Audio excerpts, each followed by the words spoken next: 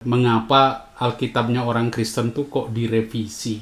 Berarti tidak asli dong, revisi terus.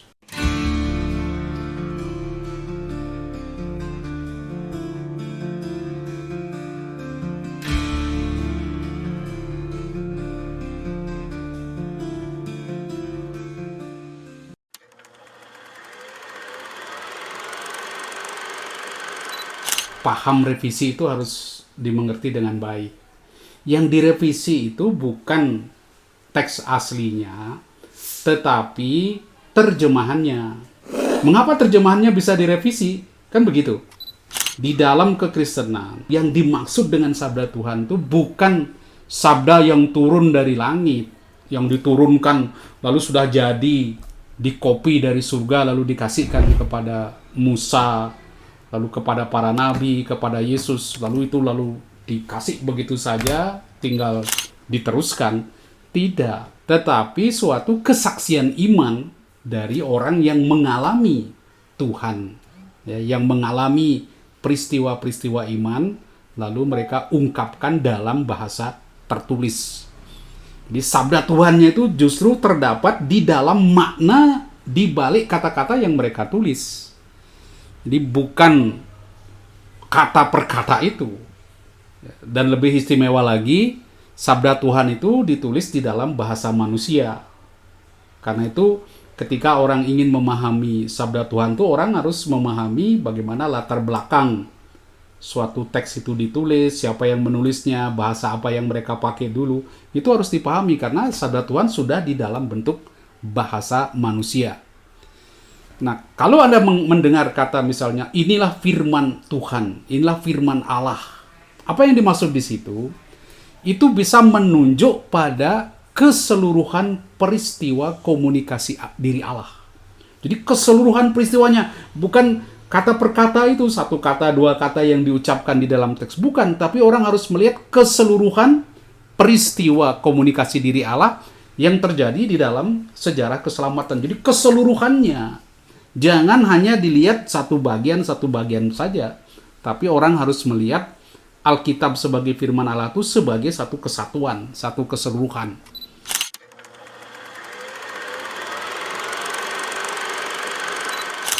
Firman Allah yang telah ditulis ya di dalam bahasa manusia, tentu manusia tertentu kan, dengan latar belakang sejarahnya, dengan bahasanya sendiri, itu dikehendaki agar dipahami oleh semua orang. Jadi kalau kita yang membaca, karena firman yang pertama itu kan ditulis di dalam bahasa Ibrani, bahasa Yunani, dan ada yang ditulis juga dalam bahasa Aram.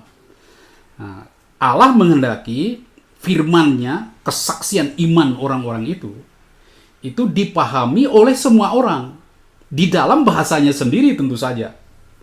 Jadi jangan heran kalau Alkitab itu sudah diterjemahkan dalam lebih dari 2.700 bahasa.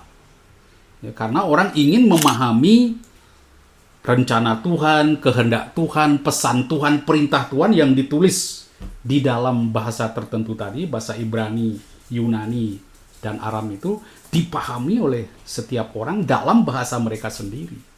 Jadi karena itu perlu diterjemahkan. Kalau tidak, buat apa? Firman disampaikan Anda tidak mengerti, tidak memahami. Kan tujuannya supaya orang memahami bahasa itu. Dan dengan memahami bahasa itu, apa yang Tuhan sampaikan itu, lalu firman itu berdampak bagi kehidupan seseorang. Kalau kita membaca, kita tidak memahami, bagaimana dia bisa berdampak untuk hidup kita. Itu kan yang penting di sini, firman disampaikan, kesaksian iman diberikan, lalu kesaksian iman orang itu kita pahami di dalam bahasa kita, lalu kita bisa menerapkannya di dalam kehidupan sehari-hari.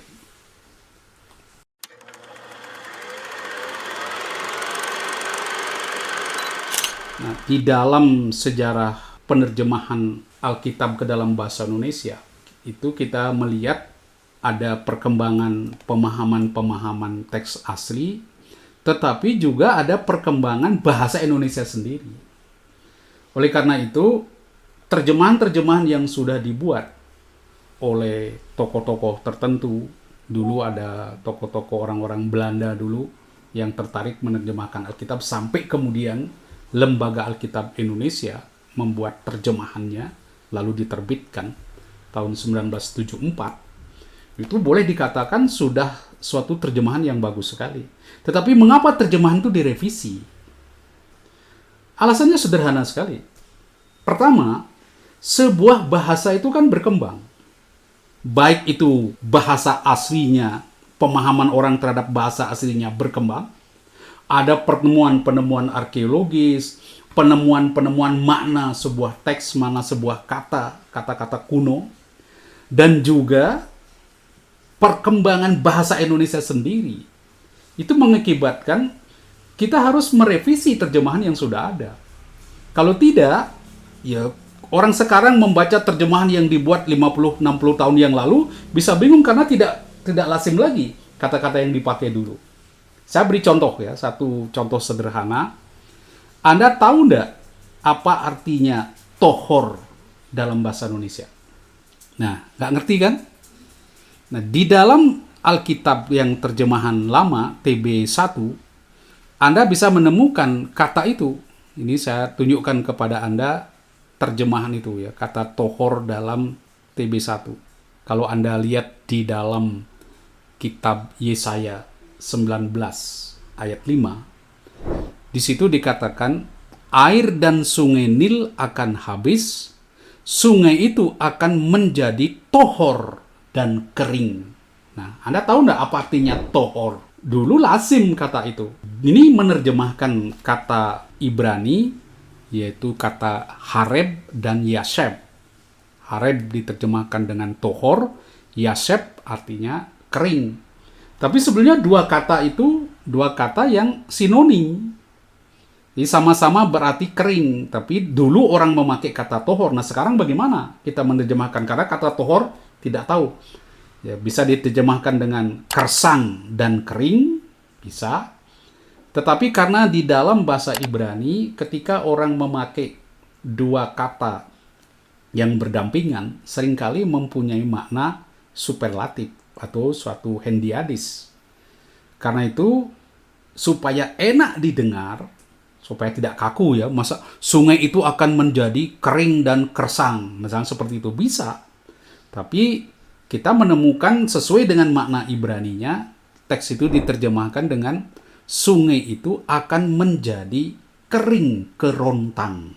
Nah itu, jadi kering dan kersang, jadi kering kerontang. Dengan demikian kata tohor kita hilangkan, tapi maknanya kemudian menjadi jauh lebih indah. Nah itu yang disebut mengapa direvisi. Apakah artinya berubah? Tidak. Maknanya sebetulnya tetap. Bahwa air sungai Nil itu akan habis, sungai itu akan menjadi kering. Dulu dia pakai tohor dan kering, sekarang kita pakai kering kerontang. Gitu. Dan lebih enak, lebih mudah dipahami. Yang lebih rumit sedikit, misalnya dari 1 Raja bab 7 ayat 2. Di TB1 saya baca terjemahannya. Ia mendirikan gedung hutan Libanon 100 hasta panjangnya dan 50 hasta lebarnya dan 30 hasta tingginya. Disangga oleh 3 jajar tiang kayu aras dengan ganja kayu aras di atas tiang itu. Jadi persoalannya bagaimana tiang kayu aras itu disangga dengan ganja kayu aras. Wih, disangga dengan ganja, ngeri kan? Nah, kami merevisi karena kami melihat apa yang dimaksud dengan ganja di situ, ternyata itu adalah balok-balok kayu. Nah, zaman dulu itu disebut ganja. Nah, sekarang kalau orang dengar kata ganja, dia pikirnya apa? Jadi dia pikir heroin. Karena itu kami revisi, ia mendirikan gedung hutan Libanon 100 hasta panjangnya, 50 hasta lebarnya, dan 30 hasta tingginya dengan 4 jajar tiang kayu aras dan balok-balok kayu aras di atas tiang itu. Perhatikan ada perubahan yang cukup signifikan di sini. Karena di TB1 disebut bukan hanya saya mengubah ganja dengan balok-balok, tetapi juga soal angka. di TB1 disangga oleh 3 jajar tiang kayu aras. Direvisi menjadi dengan 4 jajar tiang kayu aras. Nah, ini cukup signifikan. Orang bisa bingung, loh, kok dari 3 jajar menjadi 4 jajar? Ada apa? Nah, Anda harus pahami di dalam teks kita, teks aslinya Alkitab, itu ada teks Masoretik, ya, teks Masorah, itu teks bahasa Ibrani, dan orang Kristen dahulu memakai terjemahan dari teks Masorah itu yang disebut dengan Septuaginta. Septuaginta sendiri menyebut ada 3 jajar tiang kayu aras. Tetapi di dalam teks Ibraninya disebut 4 jajar tiang kayu aras. Ini. Mengapa Septuaginta menyebutnya ada 3 jajar?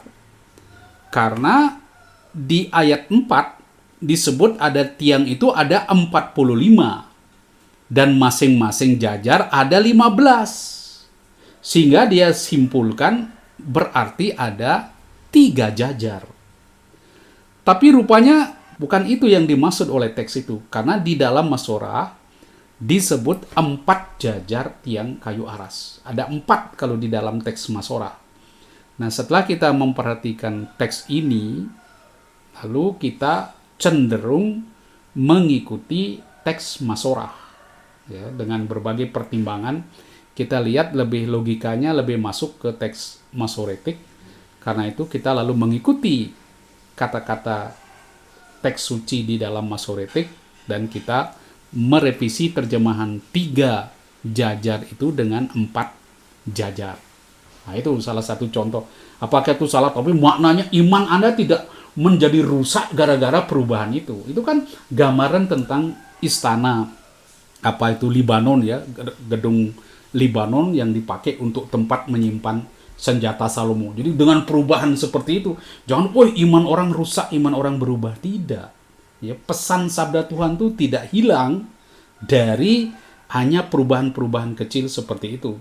Nah, revisi ini kan untuk membantu kita melihat teks itu secara lebih dekat dengan teks aslinya. Itulah sedikit informasi tentang terjemahan TB2 yang saya dengar banyak orang protes, ya. Ada yang berkatakan saya tidak mau baca TB2, ya, macam-macam. Nah, Anda sudah mendengar tadi sedikit penjelasan saya, dan saya ingin lebih mengklarifikasi terjemahan-terjemahan yang ada. Karena itu silakan nanti mengikuti seminar yang akan saya buat tentang revisi terjemahan Alkitab ini. Nah, di situ Anda boleh bertanya tentang banyak hal, dan tentu saja akan memperjelas mengapa kita memakai terjemahan TB2 ini, bukan lagi memakai TB1. Silakan kalau Anda tertarik masuk ke website kami, lovingthetruth.net. Di situ Anda akan mendapat informasi lebih jauh tentang seminar ataupun kegiatan-kegiatan lainnya.